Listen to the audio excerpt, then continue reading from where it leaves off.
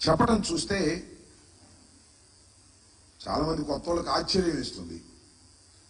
ఎందుకంటే మాలాంటి సీనియర్స్కి పెద్ద ఆశ్చర్యం కాదు. ఎందుకంటే ఆయన అబద్ధంలోనే పుడతాడు, అబద్ధంలోనే జీవిస్తాడు, అబద్ధంతోనే రాజ్యం వెళ్తాడు అనేది ఒక సత్యం, నగ్న సత్యం. అది ఒక విధంగా చెప్పాలంటే అది గిన్నీస్ బుక్ రికార్డు కూడా ఎక్కదగినటువంటి అంశం అనేది నేను ఈ సందర్భంగా చెప్పదలుచుకున్నా.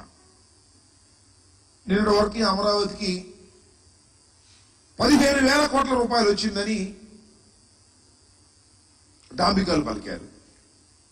వారి పత్రికలు కూడా డాంబికాలు పలికాయి. మొన్న ఢిల్లీ వెళ్ళి మాకేమి ఇవ్వలేదనేటువంటి మాట మాట్లాడారు.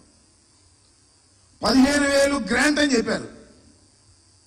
మళ్ళా చూస్తేనేమో వివిధ సంస్థల ద్వారా అప్పు ఇప్పించడానికి కేంద్రం తన బడ్జెట్లో చెప్పింది. ఈయన అడిగింది కూడా అప్పే. మాకు గ్రాంట్ ఇవ్వమని అడిగేటటువంటి ధైర్యం కానీ అడిగేటటువంటి సత్తా కానీ నారా చంద్రబాబు నాయుడు గారికి లేదనేది చాలా స్పష్టంగా అర్థమవుతుంది. అప్పు ఇప్పిస్తారట, ఈయన అప్పు తీసుకుంటాడట. ఆ అప్పు ద్వారా 15,000 కోట్ల రూపాయలు డిఫరెంట్ స్టేజెస్లో దాన్ని చేస్తారట అనేది ఒక దాన్ని మాయాజాలంగా చూపేసేటువంటి ప్రయత్నం చేశారు.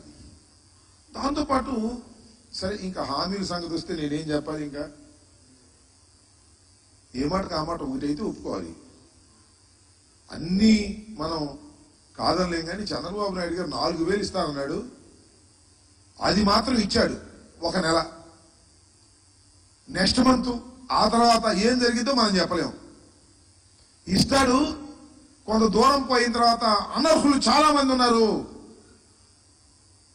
జగన్మోహన్ రెడ్డి గారు అనర్హులకే ఇచ్చేశాడు కాబట్టి అనర్హుల్ని ఏరివేస్తామని చెప్పేసి వాళ్ళలో కొంతమంది ఎదిరేసినా ఆశ్చర్యపడవలసినటువంటి అవసరం లేదు అని ఈ సందర్భంగా నేను చెప్పదలుచుకున్నా.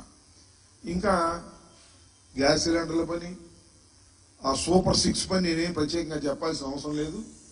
అది ఆ రోజునే చెప్పాము. అది సూపర్ 6 కాదు, అది సూపర్ చీటింగ్ అని. అదే చీటింగ్కి వాళ్ళ చంద్రబాబు నాయుడు గారు మాట్లాడుతున్నాడు. మనం చాలా ఆశ్చర్యం, అసెంబ్లీలో మాట్లాడుతున్నాడు. మేము సూపర్ 6 అని అనేక హామీలు ఇచ్చాం. ఆ హామీలన్నీ చూస్తుంటే ఆ పైన స్క్రీన్ మీద అసెంబ్లీలో భయం వేస్తుంది అన్నాడు. మరి సంపద సృష్టించేటటువంటి యోధుడు, ఆర్థిక శాస్త్రంలో నిపుణుడు, ఎకనామిక్స్ చదివినటువంటి వ్యక్తి, ఆయన ఇచ్చేటప్పుడు భయం లేదంట, అమలు చేసేటప్పుడు భయం వేస్తుందంట. ఇచ్చేటప్పుడేమో జగన్మోహన్ రెడ్డి గారి కన్నా ఎక్కువ ఇచ్చేయాలి, అది అవుతో కాదో తెలియకోకుండా ఇచ్చేసేయటం. ఇప్పుడేమో మాకు అవి చూస్తుంటే భయం వేస్తుంది అనేటువంటి మాట మాట్లాడతాం. ఎన్నికలకు ముందు ఇచ్చి మాట, ఎన్నికల తరువాత భయం వేస్తుంది. సోదరులారా, ప్రజలారా, మీరే ఆలోచించండి అని అంటున్నాడే ప్రజలు. ఆ ప్రజలకు నిన్ను చూస్తే రోతేస్తుందయ్యా. హామీ ఇస్తావు, హామీ నిలబెట్టుకోలేని నీ ముఖాన్ని